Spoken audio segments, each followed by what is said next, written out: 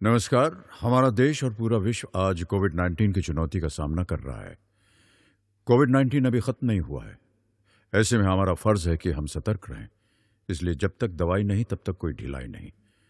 Corona से बचाव के लिए जरूरी है नियमित रूप से हाथ धोना, मास्क पहनना और आपस में उचित दूरी बनाए रखना। याद रखिए, 2 गज दूरी, मास्क है जरूरी। खांसी, बुखार या सांस लेने में कठिनाई होने पर हेल्पलाइन नंबर 1075 पर संपर्क करें।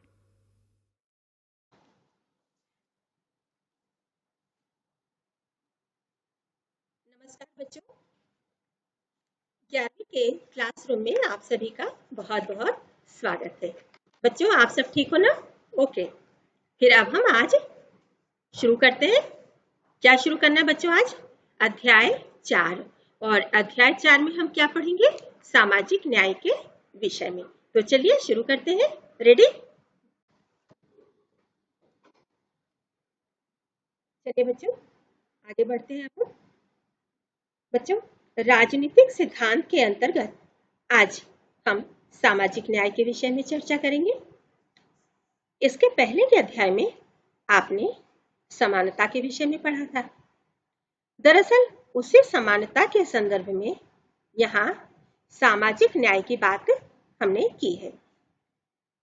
जिस प्रकार जाति, धर्म, वंश, संप्रदाय, लिंग आदि का भेदभाव किए बिना सभी को समान दृष्टि से देखा जाना समानता के दायरे में आता है, ठीक उसी प्रकार जाति, धर्म, वंश, संप्रदाय, लिंग आदि का भेदभाव किए बिना सभी को समान अवसर देना सामाजिक न्याय कहलाता है। ठीक है ना बच्चों? सामाजिक न्याय एक व्यापक अवधारणा है। इसमें सामाजिक कल्याण, सामाजिक समानता, आर्थिक एवं राजनीतिक तत्व भी शामिल होते हैं। मुख्य रूप से सामाजिक न्याय को आप इस तरह से ज्यादा अच्छी तरह से समझ सकते हैं।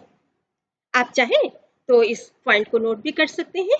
इसके बाद आपको सामाजिक न्याय का जो मुख्य तत्व है ये अच्छी तरह से समझ में आ जाएगा। तो सामाजिक न्याय का मुख्य तत्व है नंबर 1, समाज के सदस्य के रूप में समानता।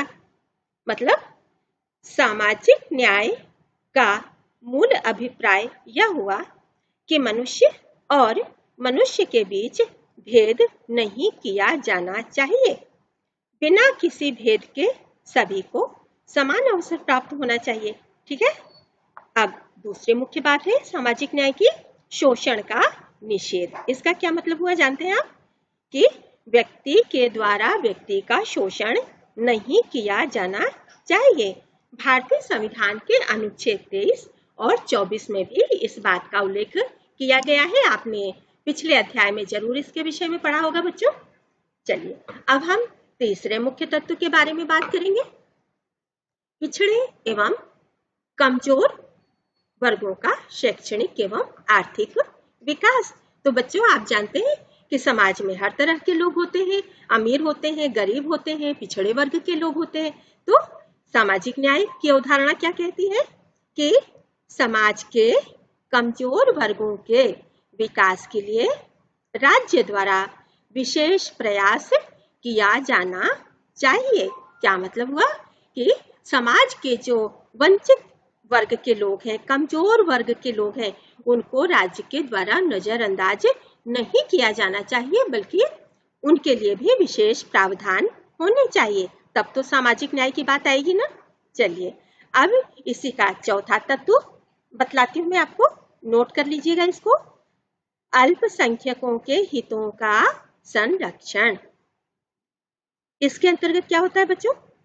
भारतीय संविधान में यह घोषणा की गई है कि अल्पसंख्यकों को अपनी संस्कृति और अपनी भाषा की सुरक्षा के लिए शैक्षिक संस्थाओं की स्थापना की स्वतंत्रता है। अब पांचवा तत्व देखते हैं हम, कार्य की यथोचित दशाएं। अब आप सोचोगे कि ये यथोचित दशाएं क्या है? यथोचित मतलब जैसा कि उचित हो। ठीक है? जैसे समान कार्य के लिए समान वेतन ये यथोचित दशा है कि एक कार्य को कोई एक महिला करती है तो उसको भी उतना ही वेतन मिलेगा जितना कि पुरुष को मिलता है। ऐसा नहीं कि पुरुषों को अधिक वेतन दे दिया और महिलाओं को कम वेतन दे दिया। ठीक है, इसी प्रकार काम के घंटे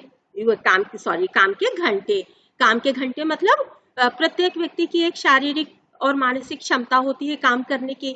आपके साथ होता है ना कि लगातार 5 घंटे पढ़ने के बाद यदि आपको 6वें घंटे भी रोका जाए पढ़ने के लिए तो शायद आप बहुत ज्यादा तनाव में आ जाएंगे, आप उतना अच्छा मन नहीं लगा पाएंगे जितना आपने पहले पीरियड में लगाया था। तो एक सीमा होती है बच्चों, है ना, जैसी आपकी है ऐसी सबकी होती है।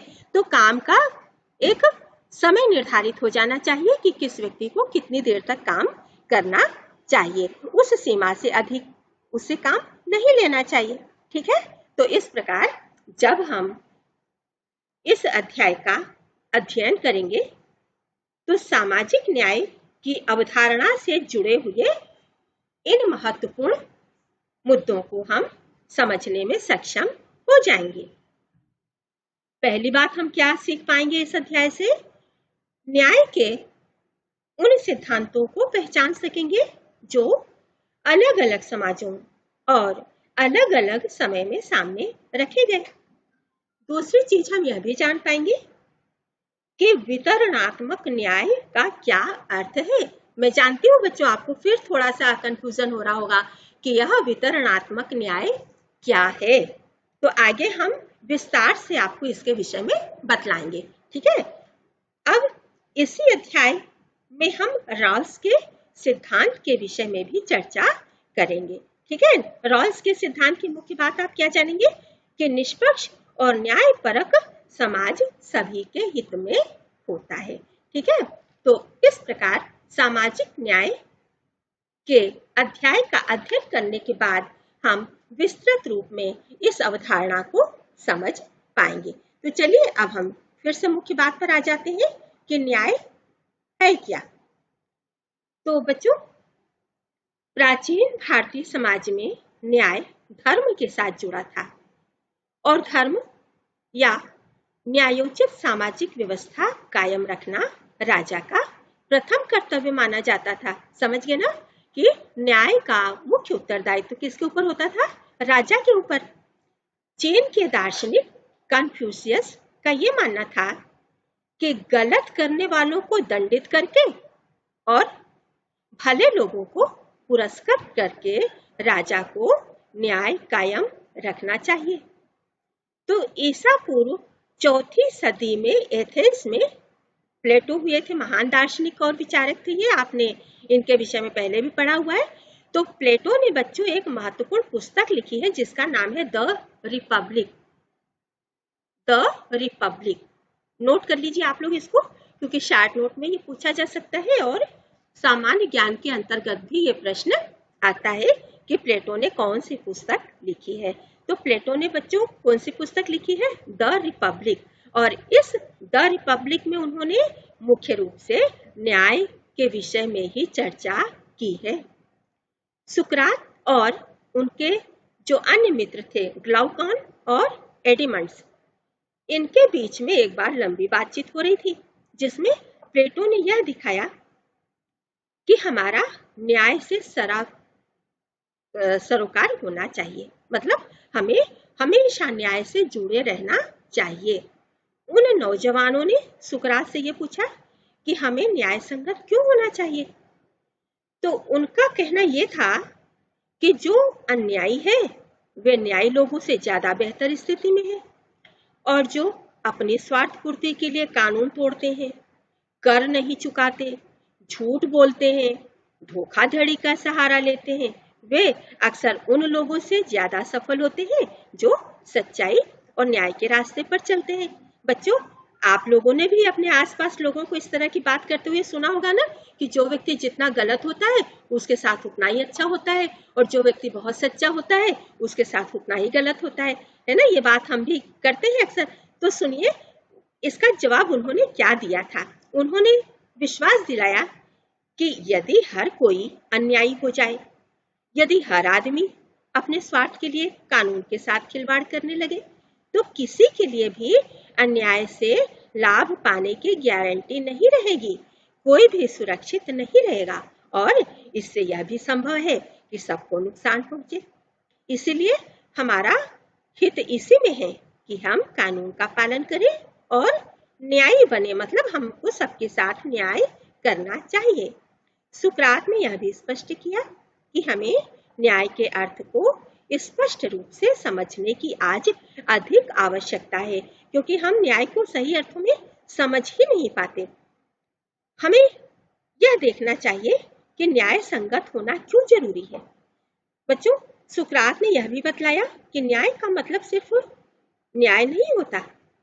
न्याय का मतलब यह भी होता है कि हम अपने साथ रहने वाले सभी लोगों का भला तो करें ही करें, लेकिन दुश्मनों का नुकसान भी न करें। न्याय में तमाम लोगों की भलाई निहित रहती है, जैसे कि एक डॉक्टर अपने सभी मरीजों की चिंता समान रूप से करता है, इसी तरह एक शिक्षक अपने सारे बच्चों को एक साथ एक जैसे पढ़ाता है, ठीक है ना। तो जनता की भलाई की सुनिश्चितता में हर व्यक्ति को उसका जो जायज हक है वो मिलना चाहिए, यही सही अर्थों में न्याय होता है। बच्चों, एक चीज बतलाना चाहूंगी आपको कि रिपब्लिक में प्लेटो ने न्याय को बहुत आसान तरीके से परिभाषित किया है। उन्होंने न्याय के विषय में क्या कहा है बताऊं मैं आपको, कि प्रत्येक व्यक्ति अपने अपने कर्तव्य का पालन करे, यही न्याय है। देखने में बिल्कुल सामान्य सी बात लगती है, लेकिन वास्तव में जब प्रत्येक व्यक्ति अपने कर्तव्य का पालन करता है तो वह न सिर्फ अपने साथ न्याय करता है, बल्कि पूरे समाज के साथ, पूरे देश के साथ न्याय करता है। तो जिसका जो कर्तव्य है उसको अवश्य पूरा करना चाहिए। ठीक है बच्चों, इतनी बात आपको समझ में आ गई। तो अब हम आगे बढ़ते हैं और अब हम जानेंगे न्याय के मुख्य सिद्धांत के विषय में कि न्याय किन सिद्धांतों पर आधारित होता है, जिससे कि हम कह सके कि हाँ, व्यक्ति के साथ न्याय हो रहा है। तो बच्चों, पहला सिद्धांत है, आप इसको चाहे तो नोट कर लीजिए, समान लोगों के प्रति समान बर्ताव। ठीक है, बिल्कुल छोटी सी बात है कि जो लोग बिल्कुल हमारे समान ही हैं, हम उनके साथ किस आधार पर भेदभाव करें। जैसे हम हैं वैसे ही तो वो भी है, तो समान लोगों के साथ हमें समान बर्ताव करना चाहिए। बच्चों, आधुनिक समाज में तमाम लोगों को समान महत्व देने के बारे में आम सहमति तो है, लेकिन यह निर्णय करना आसान नहीं होता कि हर व्यक्ति को उसका प्राप्य कैसे दिया जाए। प्राप्य समझते हैं ना, प्राप्य मतलब उसको क्या मिलना चाहिए, वो क्या पाना चाहता है। इस संबंध में कई सिद्धांत पेश किए गए हैं, जिसमें से एक सिद्धांत है समकक्षों के साथ समान बर्ताव का सिद्धांत। वही बात है जो अभी हमने कही आपसे कि जो लोग हमारे समान ही हैं, उनके साथ तो हमें समान बर्ताव करना ही चाहिए। माना जाता है कि मनुष्य होने के नाते सभी व्यक्तियों में कुछ समान चारित्रिक विशेषताएं होती हैं, इसीलिए वे समान अधिकार और समान बर्ताव के अधिकारी हैं। आज अधिकांश उदारवादी जनतंत्रों में कुछ महत्वपूर्ण अधिकार दिए गए हैं। कौन कौन से अधिकार दिए गए हैं बच्चों? आप पहले भी पढ़ चुके हैं इसके विषय में। जीवन, स्वतंत्रता और संपत्ति का अधिकार, ये ऐसे नागरिक अधिकार उसमें शामिल है। बच्चों, समाज के अन्य सदस्यों के साथ समान अवसरों का उपभोग करने का सामाजिक अधिकार और मत देने का राजनीतिक अधिकार भी इसी में शामिल है। ये वे अधिकार हैं जो व्यक्ति को राजनीतिक प्रक्रियाओं में भागीदार बनाते हैं। ठीक है, तो इस प्रकार समान अधिकारों के अलावा समकक्षों के साथ समान बर्ताव के सिद्धांत के लिए क्या जरूरी हो जाता है कि लोगों के साथ जाति, वर्ग, नस्ल, लिंग आदि के आधार पर भेदभाव न किया जाए। मतलब यदि हम जाति, वंश, संप्रदाय, लिंग के आधार पर किसी प्रकार का भेदभाव कर रहे हैं तो हम उनके साथ अन्याय कर रहे हैं, या हमको नहीं करना है। हमें क्या करना है? समान लोगों के साथ समान बर्ताव करना है। यह हुआ न्याय का पहला मुख्य सिद्धांत। चलिए अब हम दूसरे सिद्धांत की ओर बढ़ते हैं बच्चों। दूसरा सिद्धांत क्या है? समानुपातिक न्याय। बच्चों ऊपर जो हमने सिद्धांत पढ़ा ना, थोड़ा सा ये उसके विपरीत हो गया। कैसे? कि ऊपर हमने बात की थी कि समान लोगों के साथ समान बर्ताव होना चाहिए, लेकिन ये जो सिद्धांत है ना समानुपातिक न्याय, ये सिद्धांत क्या कह रहा है? समानुपातिक न्याय होना चाहिए, मतलब व्यक्ति को अनुपात के अनुसार न्याय मिलना चाहिए। कैसे? तो चलिए हम देखते हैं। समान बर्ताव न्याय का एकमात्र सिद्धांत नहीं है, क्योंकि कई बार ऐसी स्थितियां भी पैदा हो सकती हैं जिसमें हम यह महसूस करें कि हर एक के साथ समान बर्ताव करना न्याय नहीं बल्कि अन्याय भी हो सकता है। जैसे अगर आपके स्कूल में यह फैसला ले लिया जाए कि परीक्षा में शामिल होने वाले तमाम लोगों को बराबर अंक दिए जाए, क्योंकि सब एक ही स्कूल के विद्यार्थी हैं और सबने एक ही परीक्षा दी है, तो बच्चों आपको कैसा लगेगा? क्या जरूरी है यहाँ पर कि बच्चों ने वर्ष भर जो मेहनत की है और उनकी उत्तर पुस्तिकाओं की जो गुणवत्ता है, इसके आधार पर, मतलब उन बच्चों के द्वारा जो किया गया प्रयास है उसके अनुसार ही उनको अंक दिए जाएं। दूसरे शब्दों में सबके लिए समान अधिकार की दौड़ में एक ही शुरुआती रेखा निर्धारित करने के बावजूद ऐसे मामलों में न्याय का क्या मतलब होगा? कि लोगों को उनके प्रयास के पैमाने और अर्हता के अनुपात में हमने पुरस्कृत नहीं किया। ठीक है ना? तो हमें यहाँ अनुपात निर्धारित करना होगा। जैसे अभी हमने उदाहरण दिया कि यदि यह निर्णय ले लिया जाए कि सभी बच्चों को पास कर दिया जाए तो गलत होगा ना बच्चों। कुछ बच्चे ऐसे होंगे जिन्होंने साल भर दिन रात एक करके मेहनत की होगी, कुछ ऐसे भी बच्चे होंगे जो केवल मौज मस्ती में लगे रहे होंगे, मोबाइल में लगे रहे होंगे। तो इसको बोलचाल की भाषा में यदि हम कहें तो गधे घोड़ों को एक साथ हाँक दिया जाएगा, तो इसको तो न्याय नहीं कहेंगे ना। तो अनुपात में न्याय मिलना चाहिए। ठीक है, तो ये बात आ गई समझ में। चलिए अब हम तीसरे सिद्धांत पर आते हैं। तीसरा सिद्धांत है विशेष जरूरतों का विशेष ख्याल। मतलब हमारे समाज में हमने पहले बात की थी कि कई तरह के लोग होते हैं, जिसमें कुछ विशेष आवश्यकता वाले लोग भी होते हैं जिनका हमको विशेष ध्यान रखना पड़ता है, औरों से अलग हटके भी ध्यान रखना पड़ता है, जो कि मानवता के नाते हमें करना चाहिए, क्योंकि हम तो बात ही कर रहे हैं न्याय की, है ना। तो आइए देखते हैं हम कि न्याय का ये जो तीसरा सिद्धांत है ना, यह क्या कहता है कि पारिश्रमिक या कर्तव्यों का वितरण करते समय लोगों की विशेष जरूरतों का ख्याल रखने का जो सिद्धांत है उसका हमें हमेशा पालन करना चाहिए। इसे सामाजिक न्याय को बढ़ावा देने का एक तरीका भी हम मान सकते हैं। समाज के सदस्यों के रूप में लोगों की बुनियादी हैसियत और अधिकारों के लिहाज से न्याय के लिए यह बहुत जरूरी हो जाता है कि लोगों के साथ समान बर्ताव किया जाए, लेकिन लोगों के बीच भेदभाव न करना और उनकी मेहनत के अनुपात में उन्हें पारिश्रमिक देना भी यह सुनिश्चित करने के लिए शायद पर्याप्त नहीं होगा कि समाज में अपने जीवन के अन्य संदर्भों में भी लोग समानता का उपभोग करें, या कि समाज समग्र रूप से न्यायपूर्ण हो जाए। तो बच्चों, हमारे समाज में कुछ अलग तरह के लोग भी होते हैं जिनको हम आजकल की भाषा में दिव्यांग कहते हैं। तो विशेष जरूरतों या दिव्यांग लोगों को कुछ खास मामलों में असमान और विशेष सहायता के योग्य समझा जाता है, लेकिन इस पर सहमत होना हमेशा आसान नहीं होता कि लोगों को विशेष सहायता देने के लिए उनकी किन असमानताओं को मान्यता दी जाए, जैसे शारीरिक विकलांगता, उम्र या अच्छी शिक्षा और स्वास्थ्य सुविधाओं तक पहुंच न होना।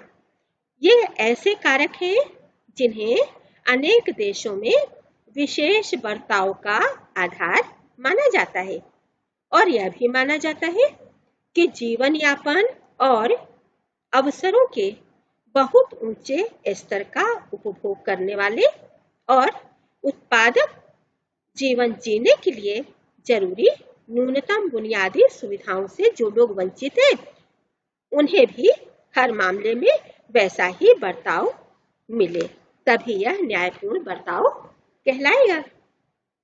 ठीक है बच्चों, तो इस तरह हमने न्याय की 3 स्थितियों की यहाँ पर चर्चा की। अब एक समस्या आके खड़ी होती है सामने कि इन तीनों सिद्धांतों में सामंजस्य कैसे स्थापित किया जाए। हमने तीनों बातें अलग अलग देखी। एक तरफ कहा गया कि सभी के साथ समान बर्ताव होना चाहिए, दूसरी तरफ कहा गया कि समानुपातिक न्याय होना चाहिए, मतलब अनुपात का ध्यान रख के हमको न्याय करना चाहिए। तीसरी बार विशेष जरूरत की बात आ गई कि जो दिव्यांग जैसे लोग हैं, जो विशेष आवश्यकता वाले लोग हैं, उनके साथ हमको अलग तरीके से बर्ताव करना है। अब ऐसी स्थिति में बच्चों राज्य के सामने, सरकार के सामने समस्या आके खड़ी हो जाती है कि आखिर अब कैसे सामंजस्य स्थापित किया जाए। तो बच्चों, सरकारें कभी-कभी न्याय के उपरोक्त तीनों सिद्धांतों, कौन से 3 सिद्धांत देखे अभी आपने? समकक्षों के बीच समान बर्ताव, लोगों को मिलने वाले लाभों को तय करते समय विभिन्न प्रयास तथा कौशल को मान्यता देना और जरूरतमंदों के लिए न्यूनतम मानक और अवसरों का प्रावधान। इन सब के बीच सामंजस्य बिठाने में सरकारें कठिनाई जरूर महसूस कर सकती हैं। समान बर्ताव के सिद्धांत पर अमल कभी-कभी योग्यता को उचित प्रतिफल देने के खिलाफ खड़ा हो सकता है। योग्यता को पुरस्कृत करने को न्याय का प्रमुख सिद्धांत मानने का अर्थ यह होगा कि हाशिए पर खड़े तबके कई क्षेत्रों में वंचित रह जाएंगे, क्योंकि अच्छे पोषाहार और अच्छी शिक्षा जैसी सुविधाएं उनके पहुंच में नहीं होती। देश के विभिन्न समूह भिन्न भिन्न नीतियों की तरफदारी कर सकते हैं, जो कि इस पर निर्भर करता है कि वे न्याय के किस सिद्धांत पर बल देते हैं। तो बच्चों, ऐसी स्थिति में सरकार की यह जिम्मेदारी बन जाती है कि वह एक न्यायपरक समाज को बढ़ावा देने के लिए न्याय के विभिन्न सिद्धांतों के बीच सामंजस्य स्थापित करे। मतलब ये जो तीनों विशेष सिद्धांत हैं न्याय के, कहाँ पर किस सिद्धांत को एडजस्ट करना है कि किसी के साथ अन्याय न हो, सभी को, समाज में रहने वाले लोगों को न्याय बराबरी से प्राप्त हो सके। ये प्राथमिकता तय करना राज्यों का और सरकारों का काम होता है, क्योंकि सामंजस्य बिठाने की आवश्यकता उन्हीं को पूरी करनी है। ठीक है बच्चों, तो अब हम आगे बढ़ते हैं।